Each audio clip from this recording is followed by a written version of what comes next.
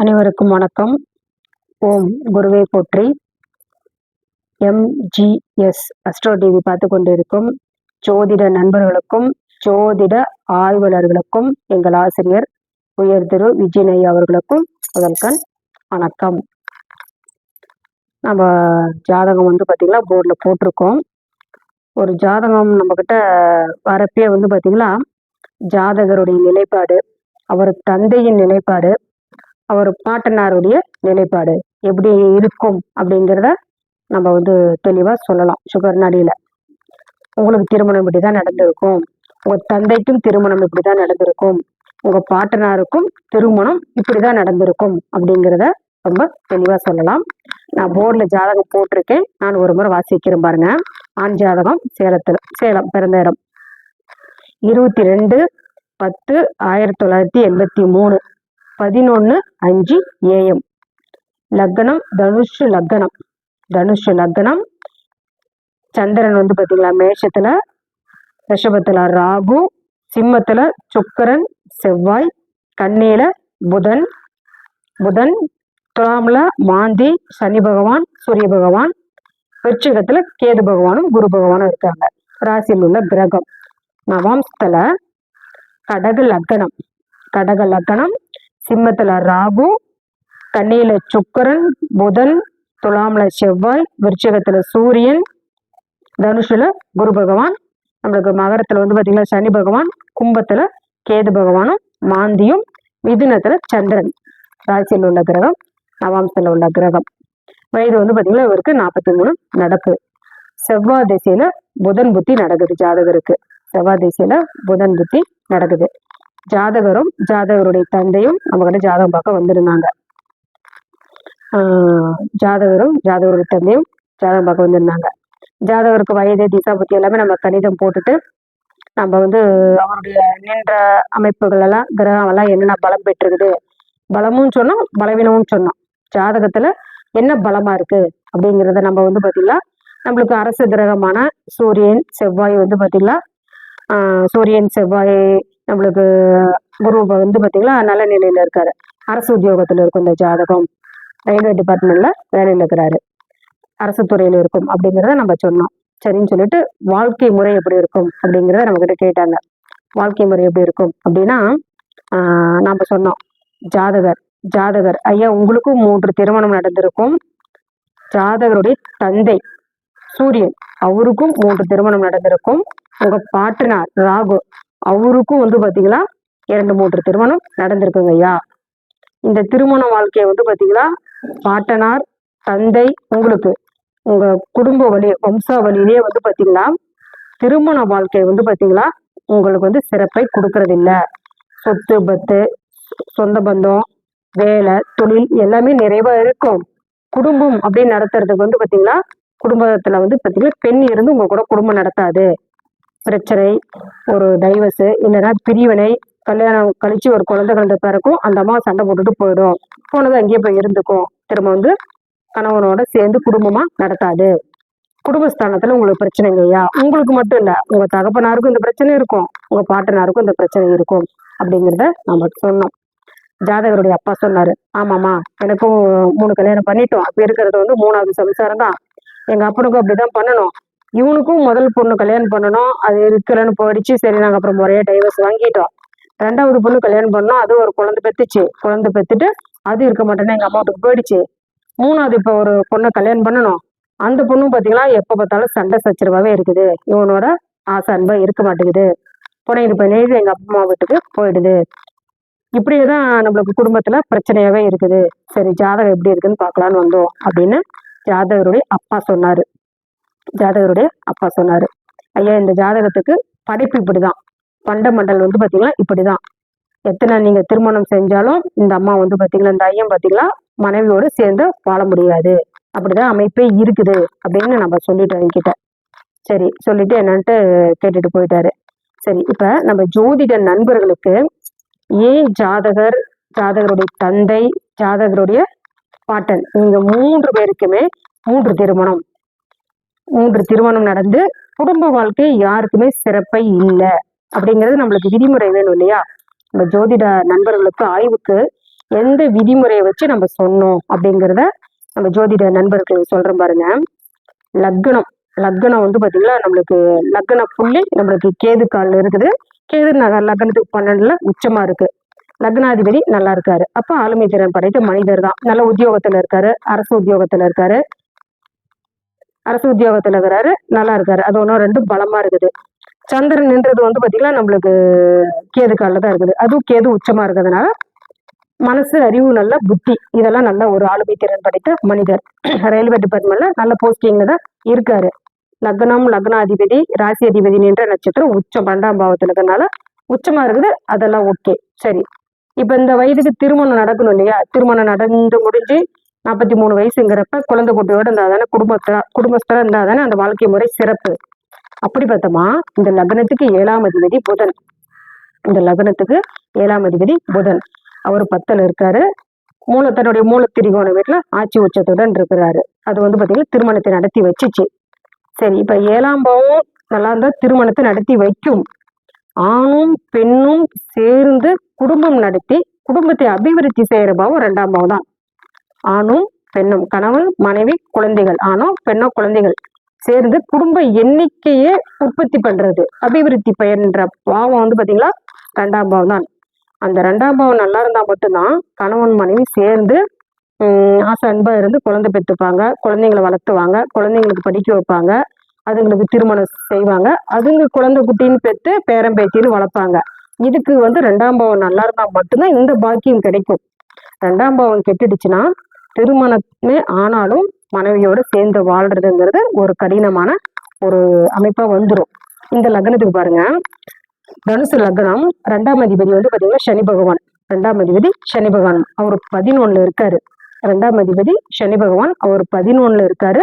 அவர் நின்றது ராகு கால்ல இருக்காரு. ராகு நேசம். தனக்கு 6ல, லக்னத்துக்கு 6ல, ரெண்டும் ஒண்ணுதான். தனக்கு 6, லக்னத்துக்கு 6ல, 6 8 வந்துட்டாரு. தனக்கு 8ல வந்து பாத்தீங்களா இப்படி நம்ம போட்டோமாலும் 6 8 வந்துடும் நம்மளுக்கு. லக்னத்திற்கும் தனக்கும் 6 8 வந்துட்டாரு. 2ஆம் பாவத்துக்கும் 6 8 பிளஸ் வந்து லக்னத்துக்கும் 6 8 நீசராகு வந்துட்டாரு. இப்ப நீசராகுக்கு வந்து பாத்தீங்களா 6 7 8ல எந்த கிரகம் இருந்தாலும் அந்த கிரகம் நம்மளுக்கு பாதிக்கும் அப்படிங்கிறது ஒரு விதி. நம்மளுக்கு 6 7 8ல் உள்ள கிரகங்கள் வந்து பலன் குறைஞ்சி நீச கிரகத்துக்கு 6 8ல 7 8ல் உள்ள கிரகங்கள் பாதிப்பு கொடுத்துச்சுன்னா அந்த பாவத்துல என்னென்ன கிரகம் இருக்கோ ஒரு பாதிப்பை கொடுத்துரும். இப்ப தனுசு லக்னத்துக்கு 2ஆம் அதிபதி சனி பகவானும் அவர் 11ல இருந்து நீசமாயிட்டாரு. இது ஒரு குற்றம் இந்த ஜாதகத்துல. சரி, அடுத்து தந்தைக்கு ஏன் இந்த பாதிப்பு? இவருக்கு வந்து 2ஆம் பாவத்துல ஒரு பாதிப்பு கொடுத்துருச்சு. தந்தைக்கு 2ஆம் பாவம் அப்படின்னு நம்ம எடுத்தோமா, 9ஆம் பாவத்துல உள்ள கிரகம், நம்மளுக்கு 9ஆம் இடங்கிறது தந்தைக்கு உண்டான பாவம். அந்த 9ஆம் பாவத்தில் உள்ள கிரகம் 9ஆம் பாவத்தில் உள்ள கிரகமும் இந்த 9ஆம் அதிபதி நிலை கெட்டுச்சுனாலும் நம்மளுக்கு வந்து பாத்தீங்கன்னா தந்தைக்கு திருமண வாழ்க்கை என்பது திரும்ப திரும்ப நடக்கும். இந்த 9ஆம் பாவத்தில் உள்ள கிரகமும் கெட்டு 9ஆம் அதிபதி பிதா காரகன் சூரியனும் நிலை கெட்டுடுச்சுன்னா தந்தைக்கும் 2 3 திருமணங்கள் செஞ்சிடுவாங்க. இவருக்கு 9ஆம் அதிபதி பாருங்க சூரியன் என்றது வந்து பாத்தீங்களா 11ல செவ்வாய்க்கால் வாங்கிட்டாரு. செவ்வாய் நின்றது சுக்கரன் கால். சுக்கரன் வந்து ஆணுக்கும் பெண்ணுக்கும் நம்மளுக்கு கலத்திரக்காரகன் சுக்கரன் தான். சுக்கரன் வந்து நேசமாயிட்டாரு. பூரம் 2ஆம் பாதத்துல நவாம்சத்துல நேசமாயிட்டாரு. அப்ப தந்தைக்கும் அந்த பாதிப்பை கொடுத்துருச்சு நம்ம எடுத்துக்கலாம். சரி, ஜாதகருக்கு பார்த்தோம், தந்தைக்கு பார்த்தோம். ராகு பாட்டனாருக்கு ஏன் அந்த அமைப்புன்னு தெரியணும் இல்லையா? ராகு நின்றது செவ்வாய்க்கால். செவ்வாய் வந்து பாத்தீங்களா சுக்கரன் நின்றது நம்மளுக்கு பூரம் 2ஆம் பாதத்துல. பரணி 2, பூரம் 2, பூராடம் 2 நம்மளுக்கு கலத்திரக்காரகன் நீசமாக வீடு. தந்தை ஜாதகர் வாழ்க்கை முதல் கொண்டு, தந்தை வாழ்க்கை முதல் கொண்டு, பாட்டனார் வாழ்க்கை முதல் கொண்டு கலத்திரக்காரகன் நீசமாக வீட்டு கன்னி வீட்டுக்கே தொடர்பு பெற்றது ஒரு குற்றமா நம்ம எடுத்துக்கணும். அதுவும் ஒரு குற்றம். இப்படி வந்து நம்ம ராகு நின்ற நட்சத்திரமும் நம்மளுக்கு நீசமாகி போனதுனால ஜாதகருடைய தந்தை, ஜாதகருடைய பாட்டனார், இப்படி எல்லாருக்குமே வந்து பாத்தீங்கன்னா 3 தார அமைப்பை கொடுத்துச்சு. நம்மளுக்கு தனுசு லக்னம் 2ஆம் பாவத்துல வந்து பாத்தீங்கன்னா சனி பகவான் வந்து பாத்தீங்கன்னா ராகுகால். சனி ராகு தனக்கு 6 8ல நீசமானது வந்து பாத்தீங்கன்னா 3 திருமணத்தை செஞ்சு வச்சிருச்சு.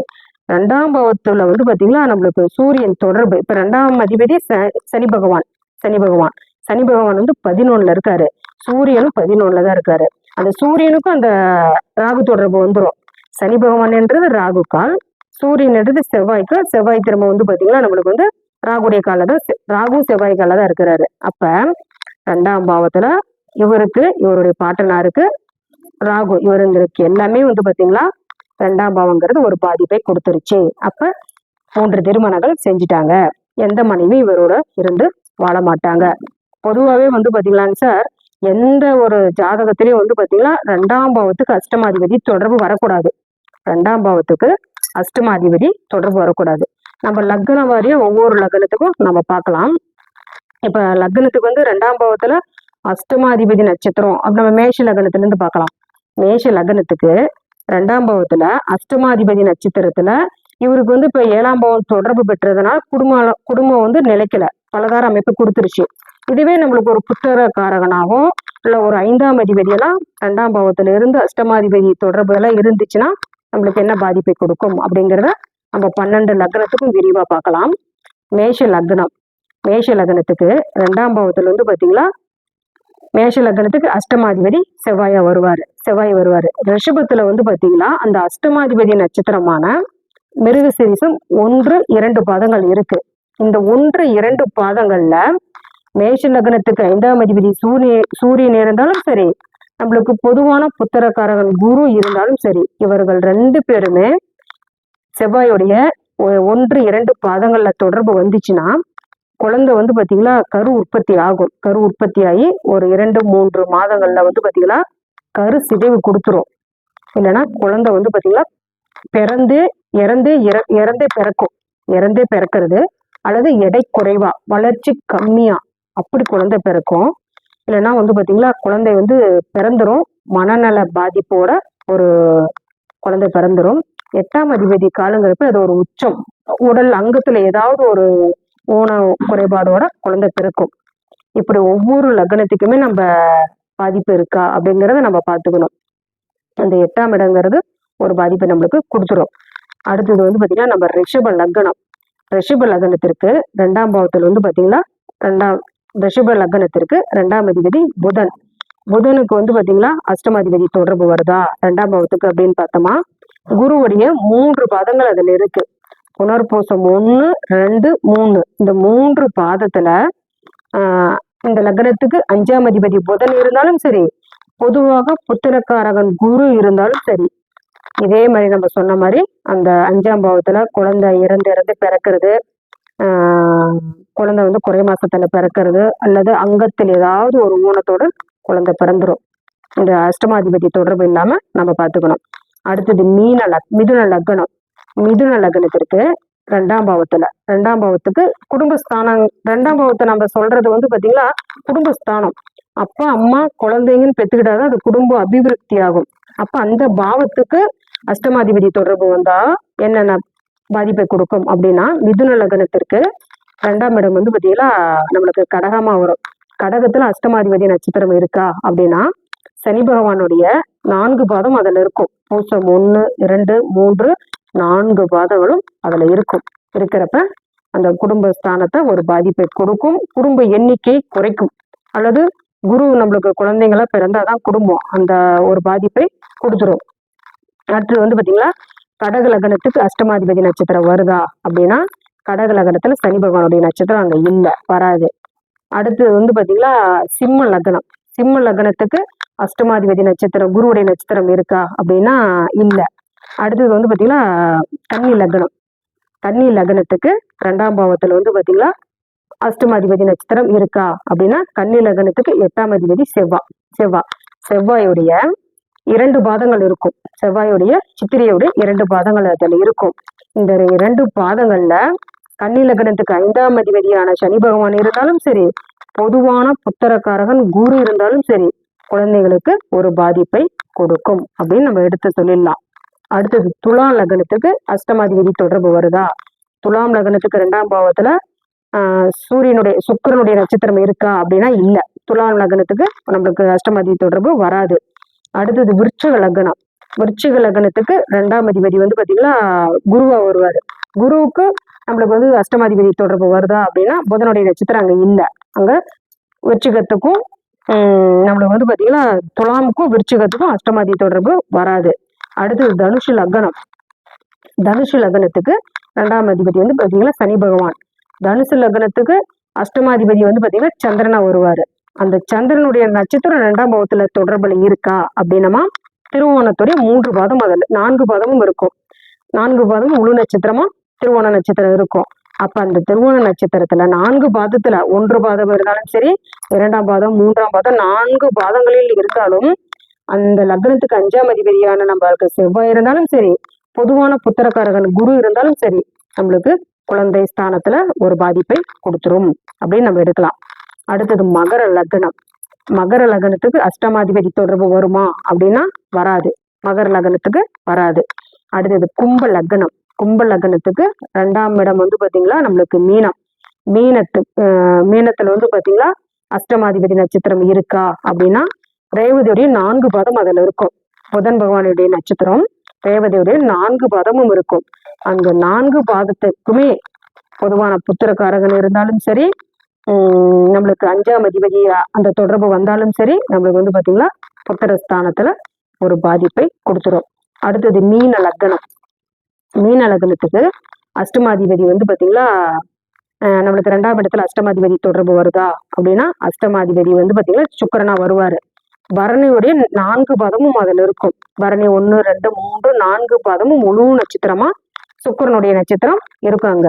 அந்த சுக்கிரனுடைய நட்சத்திரத்துல 4 பாதத்திலையுமே நம்மளுக்கு 5ஆம் அதிபதி சந்திரன் இருந்தாலும் சரி, பொதுவான புத்திரக்காரகன் குரு இருந்தாலும் சரி, இந்த 4 பாதத்திலையும் தொடர்பு வந்துச்சுன்னா குழந்தை வந்து எடை குறைவா பிறக்கும். 2-3 மாதங்கள் இருந்து கரு சிதைவு ஏற்படும்.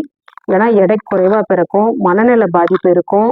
8ஆம் இடங்கிறது ஒரு உச்சத்தை குழந்தைக்கு உடல் அங்கத்துல ஏதாவது ஒரு உச்ச பாதிப்பை கொடுத்துரும். இப்படி 12 லக்னத்திற்குமே அஷ்டமாதிபதி தொடர்பு இருக்கா அப்படிங்கறத நம்ம பார்க்கணும். சரி, இந்த தொடர்பு இருக்குது அப்படின்னா இதுக்கு ஒரு நம்ம என்ன ஒரு விதிவிலக்கு அப்படின்னா, இப்படி தொடர்பு இருக்கும் அப்படின்னா இந்த லக்னத்தையோ அல்லது அந்த 5ஆம் பாவத்தையோ அல்லது 2ஆம் பாவத்தையோ குரு பார்த்தாலும் சரி, அல்லது லக்ன சுபர்கள் இந்த 2ஆம் பாவத்தை பார்த்தாலும் சரி, பார்த்துச்சுன்னா குழந்தை பிறக்கும். குழந்தை பிறந்து ஏதாவது ஒரு முன்னா ஒரு குழந்தை 2 குழந்தை இருந்து கருக்கலைப்பு ஆனதுக்கு அப்புறமோ அல்லது குழந்தை பிறந்து இறந்ததுக்கு அப்புறமோ அடுத்தபடியாக பிறக்கிற குழந்தை வந்து பாத்தீங்கன்னா நல்லா ஆரோக்கியமா நல்லா சுக பிரசவத்துல நல்லா அறிவு புத்தி உள்ள குழந்தையா பிறக்கும். நம்ம அஷ்டமாதிபதி தொடர்பு வந்துருச்சுன்னு நம்ம எடுத்துக்கூடாது. அப்படி தொடர்பு வந்த கிரகங்களுக்கு கூட, அப்படிப்பட்ட லக்னங்களுக்கு கூட குரு பாக்குறாரா, அந்த 2ஆம் பாவத்தை குரு பாக்குறாரா, அல்லது அந்த 5ஆம் பாவத்தை குரு பாக்குறாரா, லக்னத்தை பாக்குறாரா, லக்னத்துக்கு அந்த வலிமையை கொடுக்குறாரா, இப்படி குருவும் அந்த லக்னத்துக்கு உண்டான சுபர்கள் நம்ம பிரிச்சு கொடுத்துருவோம். அந்த லக்னத்துக்கு உண்டான சுபர்கள் எல்லாம் அந்த பார்வை இருந்துச்சுன்னா குழந்தை பிறந்து ஒரு ஃபர்ஸ்ட் 1-2 பிறக்கிற குழந்தை அப்படி தவறிடும். அது நம்ம மனம் வருந்த கூடாது. அதுக்கப்புறம் பிறக்கக்கூட குழந்தை வந்து பாத்தீங்கன்னா நல்ல ஆரோக்கியத்துடன் பிறக்கும். இப்படி ஒவ்வொரு லக்னத்துக்குமே 2ஆம் பாவத்துடன் அஷ்டமாதிபதி தொடர்பு இருந்தாலும் குடும்பமும் ஒரு சிறப்பை கொடுக்கறது இல்லை. குழந்தை அந்த பாவத்துக்கு நம்ம இடம்பெற 2ஆம் பாவத்துல குடும்பஸ்தானத்துக்கு குழந்தைக்கும் பங்கு இருக்கிறதுனால அந்த பாவத்தும் ஒரு விருத்தியை குறைச்சிடுது அப்படிங்கறத பாத்துக்கணும். இதுக்கெல்லாம் ஒரு விதிவிலக்கு லக்ன சுபர்கள் குருவெல்லாம் பார்த்ததுனால நம்ம ஓகே திருமண பொருத்தப்பெல்லாம் இதை நம்ம இப்படி அழைச்சு கொடுக்கலாம். இப்படி ஒவ்வொரு லக்னத்துக்குமே நீங்க ஆய்வு செய்யுங்க. MGS அஸ்ட்ரோ டிவி பார்த்து கொண்டு இருக்கும் ஜோதிட நண்பர்களுக்கும் ஜோதிட ஆய்வர்களும் MGS-ஐ வந்து பாத்தீங்கன்னா சப்ஸ்கிரைபர் பண்ணுங்க. தெரிஞ்ச நண்பர்களுக்கு வந்து ஷேர் பண்ணுங்க. இப்படி நம்ம ஒவ்வொரு லக்ன வாரியே பிரிச்சு கொடுக்கறது வந்து பாத்தீங்கன்னா ஜோதிடம் படிக்கிற நண்பர்களுக்கும் ஆய்வாளர்களுக்கும் ரொம்ப உதவியா இருக்கும்.